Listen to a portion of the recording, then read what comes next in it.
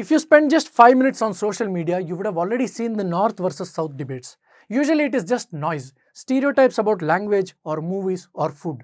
But if you strip away the culture war element, if you strip away issues like Hindi imposition or Sanskrit versus Tamil debates, there is a very real clinical divergence happening in India's growth story.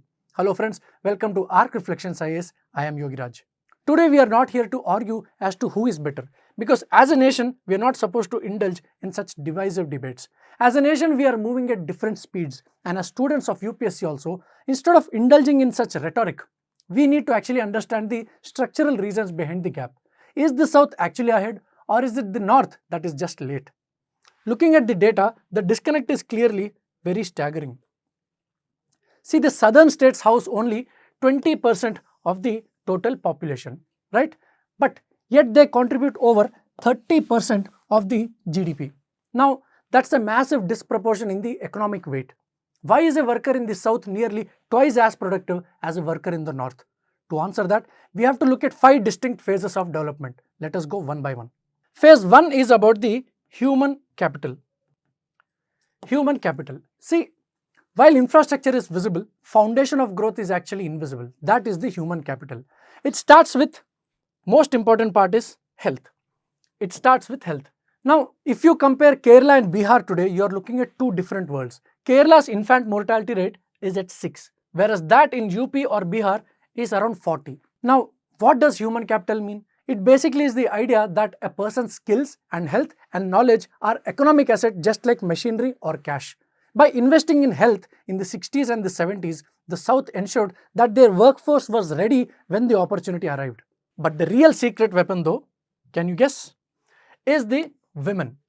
Now, see, a female labor participation in South is nearly triple as that of the North.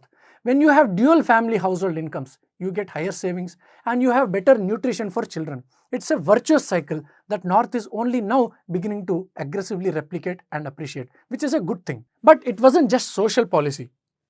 There's a smoking gun in our history, a policy that actually emptied out the Hindi heartland's economy. I'm talking about the freight equalization policy. The freight equalization. Now, what does freight equalization mean? It's basically a policy where the government paid for the transport costs of raw materials, so they cost the same everywhere in the country regardless of how far they have travelled. This meant that a factory in Chennai could get coal from Bihar at the same price as a factory sitting right next to the mine in Bihar. The North's only natural advantage, which is its minerals, was erased by law. With the transport costs being subsidized, what has happened is that we see with the transport costs being subsidized, industries naturally moved to the coastal states to be nearer to the ports for global trade. The South used its maritime geography to build massive export hubs, while the resource-rich North became a resource colony for the rest of the nation to extract resources as and when needed. Then came the 1991 liberalization and the rules of the game changed again, and this time South again had a head start. Let us take Karnataka as an example. You know when they had their IT policy drafted?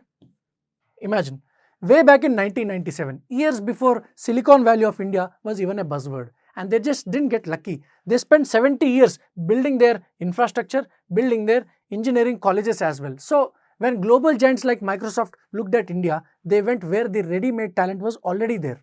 Meanwhile, the North India stayed largely agrarian, and that is why it got stuck in low productivity trap, focusing on wheat and rice monoculture, where 60% of the workforce is just tied to land that isn't producing high value returns. Economic stagnation in such times is inevitable. And this leads us to the most heated part of the debate, the phase 4 or the fiscal federalism, or what some people call as success penalty.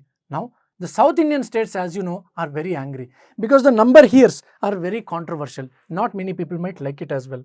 See, for every 100 rupees contributed to the central tax pool, guess how much the Tamil Nadu gets? It gets 29 rupees, whereas states like UP or Bihar receive 300 rupees. The South here argues that they are being punished for their development, while the North argues that they need the funds to catch up for being hollowed out or emptied out for many decades together. And then there is a political ticking clock, and that is the issue of delimitation. What does delimitation mean? Delimitation means that it is basically the process of redrawing parliamentary seats to make sure each seat represents a similar number of people. In 2026, this freeze expires. Because the South is successfully controlled its population and the North did not, the North stands to gain massive political advantage, while the South might lose its voice to some extent. Although the new proposal of increasing the seats by 50% across the board for all states has reduced that fear in South Indian states to a great extent. Now, because if not, it will be a crisis of one person, one vote versus performance. So where do we go out from here? Is there a way out of this situation? Is there a way out of this divide?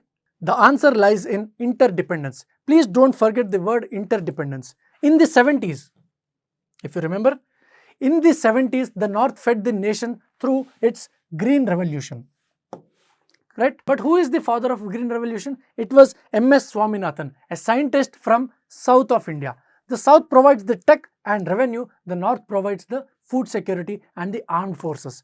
We need a grand bargain, which means performance-linked grants that incentivize northern growth without erasing the southern political voice. Because we are all one family moving in two different directions, and the only way to succeed is to synchronize our speeds. There is nothing called as a North Indian or a South Indian. There is only Indians from the North or Indians from the South. And in these divisive times, this thinking is very important. So what do you think? Should tax devolution be based on performance or need? Let us discuss it in the comments below. My name is Yogiraj. Thank you for watching. Jai Hind.